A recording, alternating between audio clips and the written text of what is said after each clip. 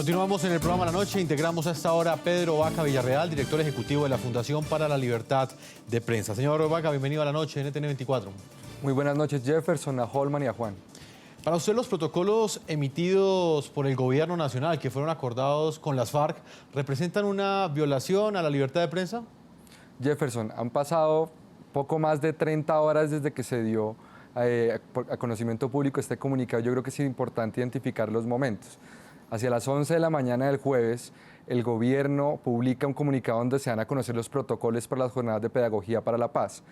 Ese comunicado contiene, como ya fue expresado ampliamente en la mesa, unas restricciones de cubrimiento para medios de comunicación, al menos en la literalidad de lo que planteaba este comunicado. Durante la tarde del día jueves, yo personalmente estuve en contacto con la Oficina del Alto Comisionado para la Paz, pidiendo explicaciones sobre el alcance de esta medida, y me plantearon directamente que eran obligaciones que estaban y restricciones que estaban en cabeza de las FARC y no en los medios de comunicación. Amablemente la FLIP planteó e invitó al gobierno a que aclarara esto a la opinión pública, a periodistas y a medios de comunicación, porque se entiende que desde el comunicado no se desprende esa interpretación. Sobre las 6 de la tarde, el Alto Comisionado para la Paz publica un tuit donde pretende, digamos, o pretendía explicar, aun cuando ese fue insuficiente. Siguiente momento, en la mañana de hoy se conoce sobre unas restricciones, una obstaculización a periodistas para acceder a una zona en el departamento del Cauca, aspecto que fue denunciado por los mismos periodistas, pero hay dos elementos que me parecen adicionales en esta historia que no creo que hayan sido tratados a profundidad. El primero es una aclaración hacia mediodía del gobierno, de la Oficina del Alto Comisionado, una declaración amplia donde clarifica el alcance de este comunicado, pero además hay imágenes y hay un cubrimiento efectivo de lo que allí sucedió.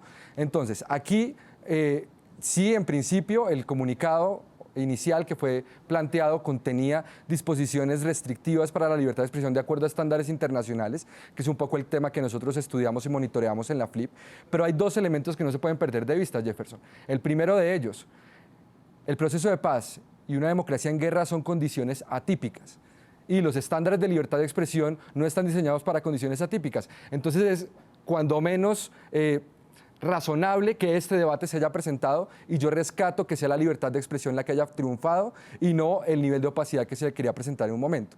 Quiero destacar, ya para cerrar, el Alto Comisionado para los Derechos Humanos de las Naciones Unidas, Todd Howland, planteó esta semana en medios que, de acuerdo a la experiencia de Naciones Unidas en el tratamiento de conflictos armados y transiciones a la paz, es necesario algún nivel de hermetismo.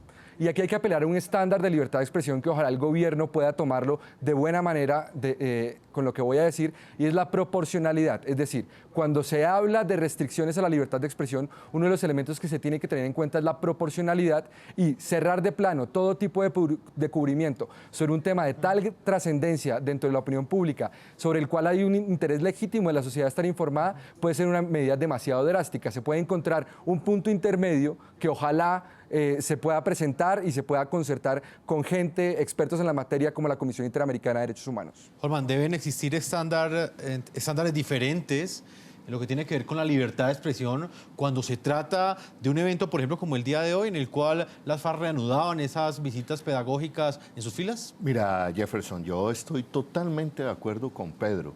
Pedro, yo creo que acaba la FLIP de dar en el punto. A ver, estamos, y creo que en parte me da la razón, estamos ante un proceso nuevo, hay que crear unos estándares para el cubrimiento, no se puede cerrar todo a la prensa porque es de interés público la paz del país, pero también tenemos que entender que es una dinámica de confrontación. La paz no se ha firmado. Quiero citarte un ejemplo, porque también no podemos olvidarnos, Juan, de que estamos todavía tejiendo confianzas, de que tanto la guerrilla tiene desconfianza, ha hecho unas denuncias de que todavía hay paramilitarismo activo, que están amenazando a sus familiares, y uno puede entender que ellos tomen ciertas medidas de seguridad. Entonces, yo quiero recordar una anécdota, se me acaba de venir a la cabeza. Acuérdate, Juan, el mayor opositor de Osama Bin Laden, ¿cómo es asesinado? El mayor opositor de Osama Bin Laden lo asesina Osama Bin Laden, le pone un equipo periodístico a hacerle una entrevista, hacen toda la pantomima y llegan, y cuando en el momento de la entrevista lo matan. Entonces, esto para ponerles un ejemplo, que hay desconfianzas de que todavía hay amenazas ciertas sobre el proceso de paz y se tiene que tomar todo tipo de medidas para cubrirlo. No podemos sacrificar la libertad de expresión, por supuesto, pero tenemos que entender que estamos en un proceso delicado de paz, que hay que guardar secretos. Y aquí lo que se violó, y sigo insistiendo, fue el secreto del sitio donde iba a llegar la comisión. ¿Qué puede pasarle al país, qué puede pasarle al proceso donde, revelado ese secreto, hayan tumbado el helicóptero o se haya infiltrado un grupo de mercenarios para atentar contra la vida de alguna de estas personas? ¿En qué estaría hoy la discusión? Me parece importante. Don Juan Lozano, quiero conocer su sobre reacción frente a eso. Holman ha planteado a lo largo de este programa la gravedad que para él reviste que el expresidente Álvaro Uribe Vélez haya revelado a través de Twitter precisamente el lugar donde se iba a dar esta visita pedagógica. ¿Qué opina usted? Pues yo creo que los riesgos en el manejo de esta información, sin duda, son inmensos. Yo creo, tomo el ejemplo que pone Holman, ¿qué tal que se revelen unas coordenadas y se bajen un helicóptero de la Cruz Roja Internacional? Por supuesto que eso generaría una catástrofe. Yo eso lo creo. También creo que parte de esta dificultad surge de que la confianza hoy está erosionada no solamente entre el gobierno y las FARC y el gobierno, sino que tenemos un país que no les cree a las FARC y no le cree a Santos. Los primeros que tienen que generar confianza son los que están sentados en la mesa. En esa mesa, si uno ve, Santos tiene 20% de apoyo popular hoy, las FARC 2%, y pretenden un acuerdo que requiere legitimidad. Ellos tienen que construir actos creíbles. Esto no puede ser a punta de episodios de sorpresa, a puntas de incumplimientos, a punta de proselitismo armado, a punta de entregarle a las FARC pedazos del territorio.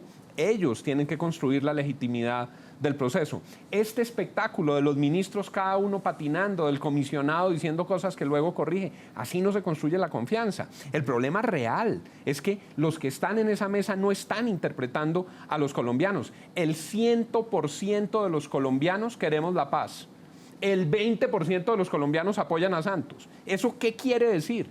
Que queremos una buena paz, que queremos un acuerdo de paz que sea sostenible, que no queremos un acuerdo de paz que engendre nuevas violencias o que derive en nuevas dificultades para el país. Para mí ese es el punto. Y yo creo que Holman toca con un asunto esencial cuando habla de confianza. Pero esa confianza, repito, no se construye con episodios como los que hemos visto en estas 2 últimas semanas. Holman, después de comerciales te doy la réplica. Okay. Señor Pedro Vaca, antes de despedirlo, quiero preguntarle a usted, en su condición de director de la FLIP, ¿qué opinión tiene frente a lo que reveló el día de hoy Blue Radio, la forma como uno de sus corresponsales le fue impedida su llegada al lugar donde se iba a dar esta visita pedagógica? Fue restringido precisamente por un guerrillero y no por un integrante de las Fuerzas Armadas de Colombia.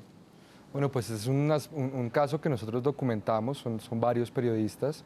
En concreto, pues se parte de que las aclaraciones del comunicado de prensa del Alto Comisionado para la Paz no imponían una restricción en los medios de comunicación, y entonces tenemos un conflicto sobre el compromiso que asumió las FARC en el marco de la mesa de negociaciones de no convocar medios de comunicación y el rango habilitante de los medios de cubrir este proceso de paz. Por eso, insisto, son condiciones atípicas en una democracia que requieren de mayores explicaciones y de mayores análisis para que la reserva que este tipo de instancias ameritan no opaquen un debate público que es necesario para el país. Director ejecutivo de la FLIP, muchas gracias, señor Pedro Vaca, por haber estado con nosotros. Muchas gracias a usted.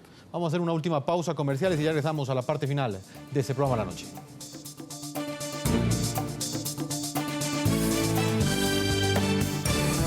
Ya regresamos con La Noche.